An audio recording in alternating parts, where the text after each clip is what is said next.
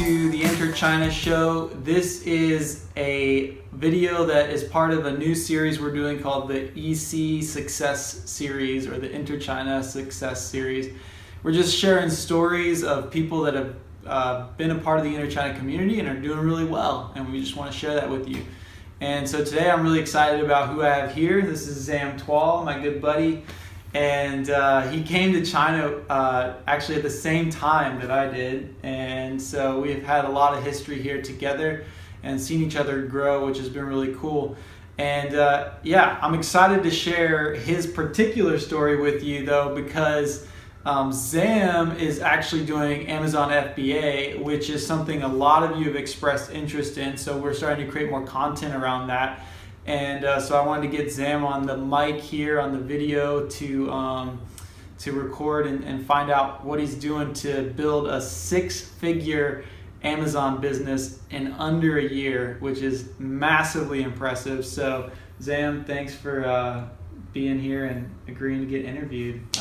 Thank you, man. Well, first and foremost, I want to say it's awesome to be here because about 3 years ago, I was on the other side of the screen at my corporate gig, just dreaming about one day I'm going to be on the other side to be interviewed for a success story, and now this is finally happening, so it's pretty awesome. Dude, it's not just any success story. I mean, this is a really good story, so let's just jump into it. All right. So before, so now we're here in China, we're in Shenzhen right now. And before you were here, though, you were obviously somewhere else. What was kind of the story of what you were doing before you got here? Sure, I'll dive into that a little bit. My first move was out to Burma, actually. I was thinking of doing a hostel business there.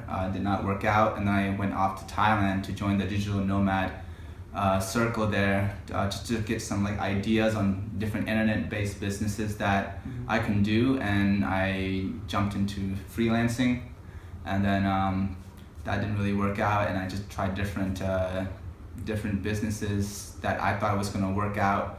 Had tons of failure, and then eventually jumped onto FBA, and I guess now I'm here.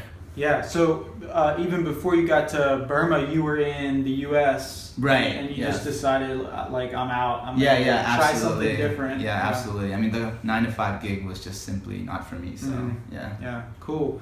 So all right, so you started FBA now, but why Amazon? What was the reason that you chose to do an Amazon type business? So one of the things that I learned, I was a WordPress developer. I was doing freelancing. One of the things that I didn't really like about that model, freelancing in general, is that I was still in the mode of surrendering my time for money. And I wanted to establish basically a system that was a bit more passive, and FBA was the avenue that would allow me to do that. Yeah. Okay, and so can you break down the business model, how Sure. FBA works? FBA, for the noobs. Right. So FBA stands for Fulfillment by Amazon. So the idea is that you source your product from a supplier, whether that is a supplier that is located in China or even the US. I have some friends that are doing that. You create your brand, your product, put your own label on it. This is a label that you came up on your own, and then you ship it off to an Amazon warehouse. They store it for you, and you sell on their Amazon platform, whether it's Amazon.com.uk, Amazon.co.uk, Amazon.com, Amazon.de for Germany, and things like that. Cool. And they do all of the fulfillment process for you once a customer buys from your listing on Amazon. So basically, I'm just looking here, I got some glasses, these are cheap 10 Kwai fake Ray-Bans.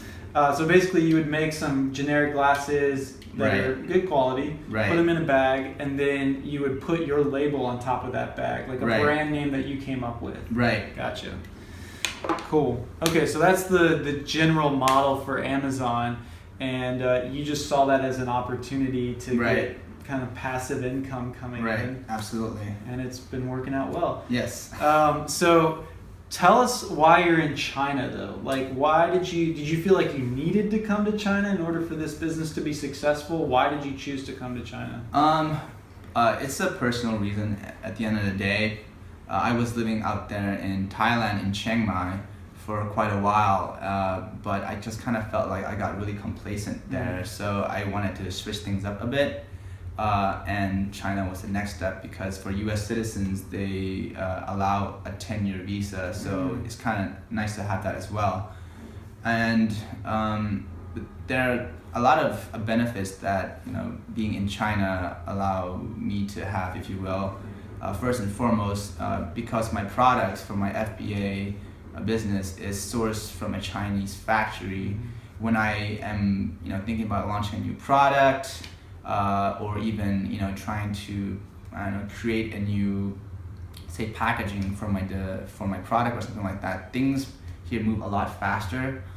Also, things that you don't normally think about, such as have the ability to kind of pay your factory at a very, through a very convenient channel. It all exists here in China, so it makes everything just move faster. Yeah, as opposed to dealing with international wire transfers, which firsthand, if you don't set up the phone call system, you can't really do that. Yeah. So, it's it makes it a whole lot easier if you're here to pay suppliers, especially when you're making large orders. Exactly.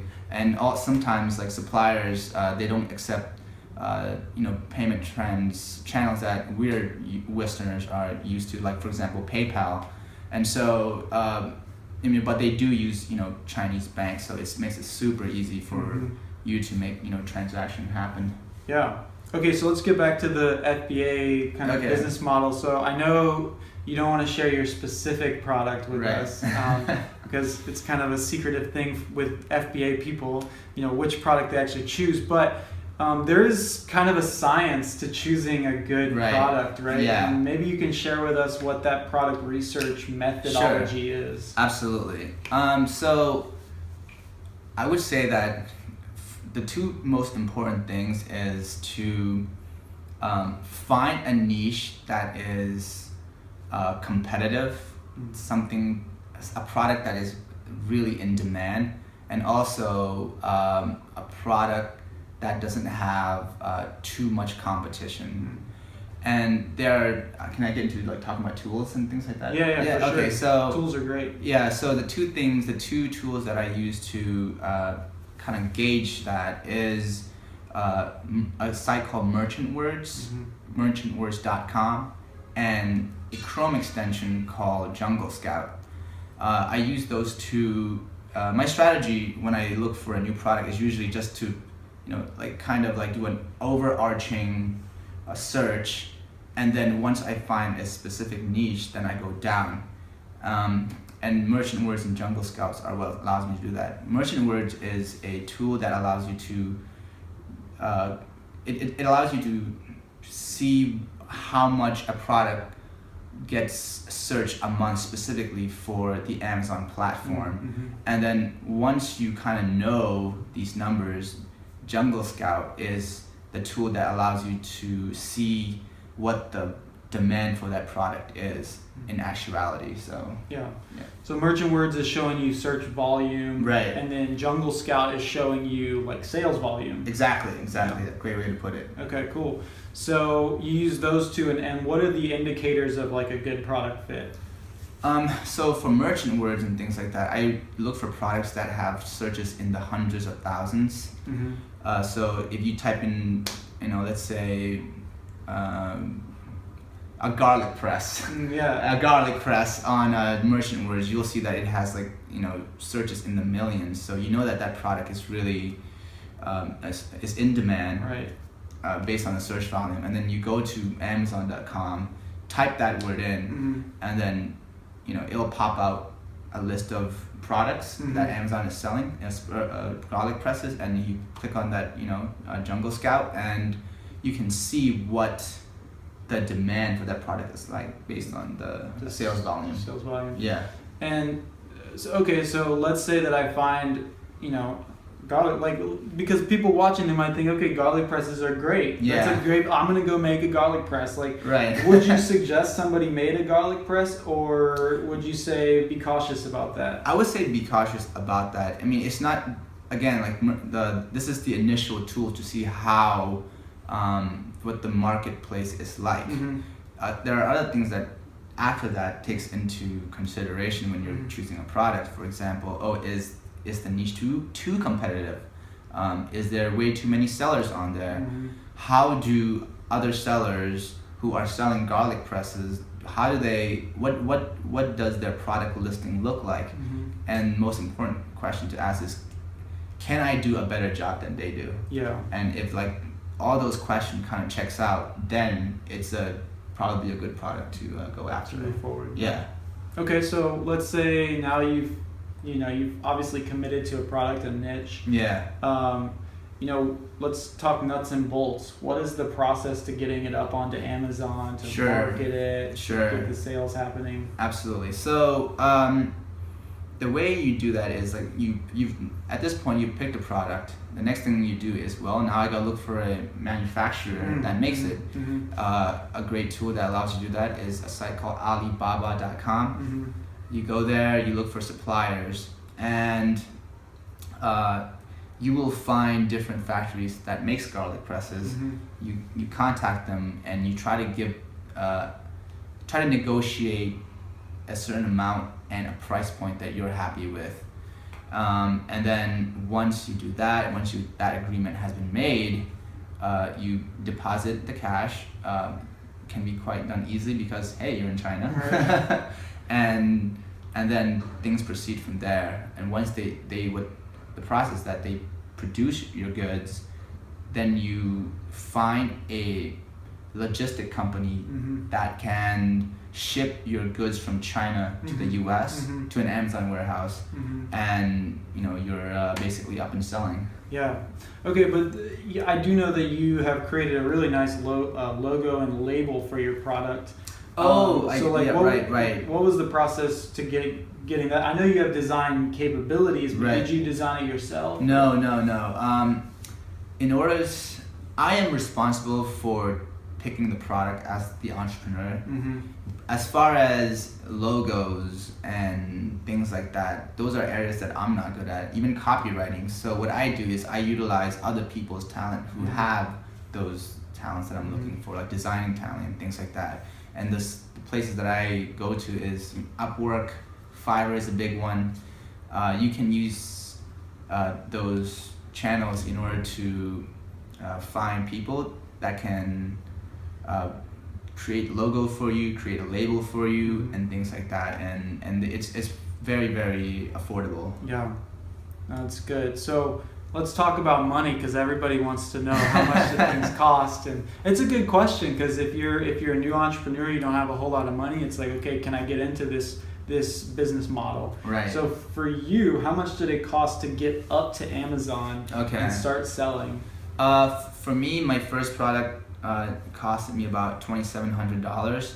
I could have done it a lot lower than that, but that's not bad. I mean, that's not bad at all. Very reasonable. Money, So if you can negotiate a relatively small quantity with your factory and things like that, I mean, it's not that expensive to start. I mean, just think about that. A $2,700 investment turns into a six-figure business. Absolutely. That's why I love this business. Doesn't get much better than that. Yeah, right? Exactly. That's awesome.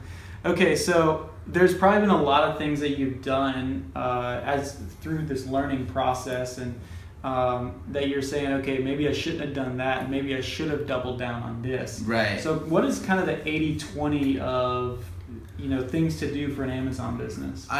First and foremost, I believe that you should try to get in. If you're a newbie who's trying to start up, try to be involved in a circle of people that are already doing that type of business and is successful with it, because you will be able to kind of jump ahead of the pack, if you will, instead of trying to figure out all on your own. The things that we've been talking about today, right? I mean, right now, they're all kind of like still very upper level as far as knowing the minute detail. If you are within a group of people who have already done it, I mean, you can get the answers quick. It's like the fast lane. Exactly. So that would be one of the biggest recommendation that I would say. Cool. So, now things are a little bit different for you. Right. the income's a little higher, lifestyle's a little bit different. But it always hasn't been gravy, right? Yeah, for sure. So let's just kind of look back and look forward, right? So like, what are some things that you would first recommend to somebody in your shoes a year ago, and then kind of what's next for you? Like I said earlier, I would say try to get involved in the community, people who are already doing this type of business, and so that I can, go into that fast lane. Mm-hmm. Another thing would be just to start really, Mm-hmm. because once you commit to it, and really commit to it, and you do it, it's that's the only way that you're gonna achieve success. Yeah, and it's a good point. We know a lot of people within Right. our own community that spend a lot of time assessing ideas, assessing business models, assessing Right. products, Right. and the ones that continue to grow are the ones that just commit to something and go for it. Oh, absolutely. Right. You don't want to get into a mode of getting into analysis paralysis, because that will get you nowhere. Mm-hmm. Yep. Okay, cool. What about what's next? I mean, you're not. I mean, tomorrow's different for you, right? Right. Yeah, I'll be heading off to Europe, doing on a backpacking journey. Yeah. 3 months. Looking forward to it because I've been wanting to do this for a really long time. So I'm very excited about that. I think as far as FBA goes, I will definitely try to move on to the double commas. The double commas, the 7-figure. The 7-figure business. Absolutely. New goals. Exactly. Yeah. You want to keep on leveling up because you want to follow the momentum and just reach on to that next level of success. So that's where I like to go. Yeah, and it's an interesting point that he's going to Europe because I'll just be upfront and tell them, Zam doesn't love China, and that's okay. Yeah. And what he did is he came to China. He set up his business so that he can go now and go to Europe and do what do the backpacking thing and manage it from his computer. He set up that infrastructure. Now you don't even need to do that. You don't need to come to China in order to set that up, but it makes it a whole lot easier, like we talked about earlier. And so China can be a means to an end, or you can be like me, the weird one who actually likes being here. And so there's different strokes for different folks, but it definitely helps to get here and set the kind of groundwork for the successful business. That being said, I would add, with Zam is a part of a small group of people within Inner China that are focused solely on FBA, and these guys go back and forth all the time on what product ideas or did I make the right picture, did I write the right copy, like the minutia that you were talking about. And that really goes to show that like being a part of an active community makes a huge difference to the success of the total community. Absolutely. And your particular business. 100% agree. And I think